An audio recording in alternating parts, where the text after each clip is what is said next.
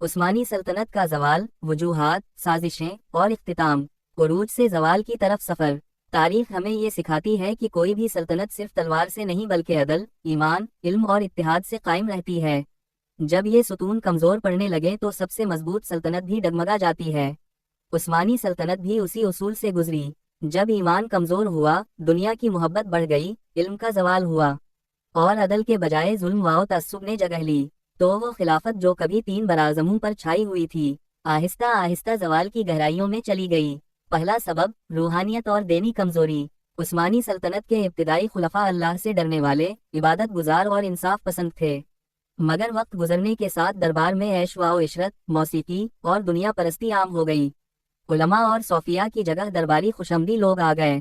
یہی وہ دور تھا جب روحانی طاقت ختم اور ظاہری شان باقی رہ گئی۔ نماز، قرآن، جہاد اور دین کی وہ روح جو سلطنت کی بنیاد تھی، رفتہ رفتہ کمزور ہوتی گئی۔ یہ سب کچھ اللہ تعالیٰ کے قانون کے مطابق ہوا۔ اس سے زیادہ، اللہ کسی قوم کی حالت نہیں بدلتا جب تک وہ خود اپنی حالت نہ بدل دے۔ سورۃ الرعد، آیت 11۔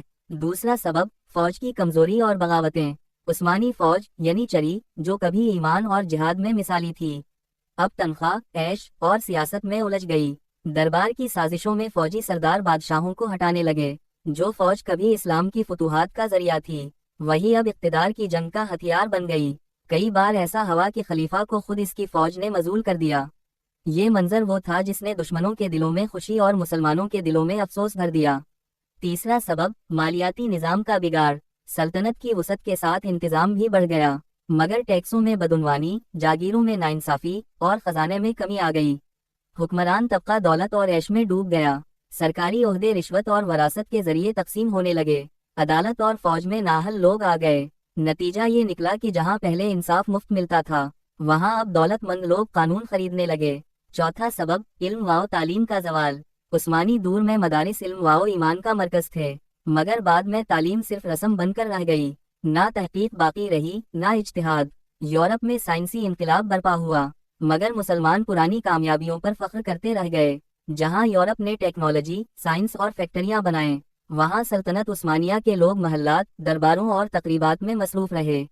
پانچواں سبب، یورپ کی سازشیں۔ یورپی طاقتوں کو معلوم تھا کہ جب تک خلافت عثمانیہ قائم ہے، اسلام زندہ رہے گا۔ اسی لیے انہوں نے مختلف طریقوں سے اس سلطنت کو کمزور کرنے کی کوشش کی۔ ایک، قومیت، نیشنلزم کو ہوا دی تاکہ ترک، عرب، کرد، مصری سب الگ الگ ہو جائیں۔ دو، عیسائی اقلیتوں کو بغاوت پر اکسانا شروع کیا۔ تین، جاسوسی اور معاہدوں کے ذریعے اندرونی اختلافات بڑھائے۔ چار، پریس اور تعلیم کے ذریعے مغربی نظریات پھیلائے۔ یہ وہی دور تھا جب انگلینڈ، فرانس، روس اور آسٹریا ایک خفیہ اتحاد میں شامل ہوئے، جسے یورپی اتحاد بر ضد عثمانیہ کہا جاتا ہے۔ چھٹا سبب، اندرونی غداری اور قومیت کا زہر۔ عثمانی خلافت کے تحت عرب، ترک، کرد، بوسنی، مصری اور افریقی سب مسلمان بھائی تھے، مگر مغربی طاقتوں نے قوم پرستی کا زہر پھیلایا۔ عربوں کو کہا گیا کہ ترک تمہارے آقا ہیں، اور ترکوں کو کہا گیا کہ عرب تمہیں دھوکہ دیتے ہیں۔ یہی وہ وقت تھا جب امت کا اتحاد ٹوٹنے لگا۔ اسلامی جھنڈے کی جگہ قوم کے جھنڈے لہرانے لگے۔ یہی وہ فتنہ تھا جس نے خلافت کی بنیاد ہلا دی۔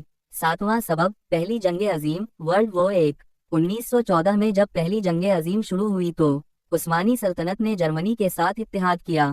انگلینڈ، فرانس اور روس نے اس موقع کو خلافت ختم کرنے کے لیے استعمال کیا۔ مسلمان فوجوں نے بہادری سے لڑائی لڑی، مگر اندرونی غداروں نے دشمن کو معلومات پہنچائیں۔ عرب علاقوں میں بغاوتیں کرائی گئیں۔ لارنس آف عربیہ جیسے جاسوسوں نے عرب سرداروں کو خلیفہ کے خلاف کھڑا کیا۔ نتیجہ یہ ہوا کہ 1918 میں سلطنت ٹوٹنے لگی اور 1922 میں خلافت عثمانیہ کا خاتمہ کر دیا گیا۔ خلافت کا خاتمہ، ایک امت کا صدمہ۔ 3 مارچ 1924 کو مصطفی کمال اتاترک نے ترکی میں خلافت ختم کر دی۔ اسلامی پرچم نیچے اتار دیا گیا۔ قرآن کے قوانین کی جگہ یورپی قانون نافذ کیا گیا۔ حجاب پر پابندی، عربی زبان پر قدغن، اذان ترک زبان میں کرائی گئی۔ یہ وہ دن تھا جب پوری امت مسلمہ کا دل ٹوٹ گیا۔ دنیا کے کونے کونے سے علماء نے احتجاج کیا، مگر مغربی قوتیں اپنے مقصد میں کامیاب ہو چکی تھیں۔ زوال کے اثرات: 1، امت مسلمہ کا اتحاد ٹوٹ گیا۔ 2، خلافت کے بغیر ہر ملک الگ الگ ہو گیا۔ 3، مغربی استعمار نے مسلم ممالک پر قبضہ کر لیا۔ 4، دینی تعلیم کم اور دنیاوی نظریات غالب ہو گئے۔ 5، مسلمان اپنی تاریخ اور شناخت سے دور ہو گئے۔ امید کی کرن، اگرچہ خلافت عثمانیہ ختم ہو گئی مگر اس کا ورثہ آج بھی زندہ ہے۔ ترکی، عرب دنیا، بر صغیر، ہر جگہ عثمانی طرزی حکومت، عدل، فن تعمیر اور علم کی جھلک نظر آتی ہے۔ اللہ تعالیٰ قرآن میں فرماتا ہے، اس سے زیادہ اور تم سست نہ ہو اور غم نہ کرو، اگر تم ایمان والے ہو تو تم ہی غالب رہو گے۔ سورۃ آل عمران، آیت 139۔ یہ آیت ہمیں یاد دلاتی ہے کہ اگر ایمان اور اتحاد بحال ہو جائے تو امت مسلمہ پھر سے اٹھ کھڑی ہو سکتی ہے۔ اختتامیہ، عثمانی سلطنت کا زوال ایک سبق ہے کہ ایمان، عدل، علم اور اتحاد کے بغیر طاقت دیرپا نہیں ہوتی۔ اگر امت مسلمہ نے اپنی اصل پہچان واپس نہ پائی تو زوال کی داستانیں دہرائی جائیں گی، مگر اگر ہم نے قرآن و سنت کی طرف لوٹنے کا عزم کر لیا تو ایک دن پھر زمین پر عدل الہی قائم ہوگا اور خلافت راشدہ اعلیٰ منہاج المبعوث دوبارہ قائم ہوگی انشاءاللہ۔